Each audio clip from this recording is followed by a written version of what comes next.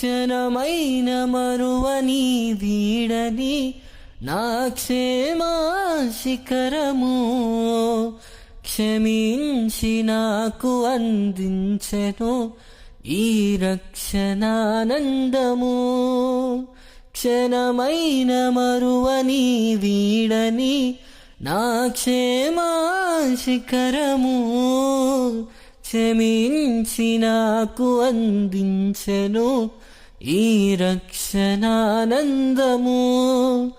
నా గమ్యమేమిటో తెలియక నా పరుగు ఆగిపోగా నా చేయి పట్టి నన్ను నడిపిన నా మార్గదర్శి యేసే.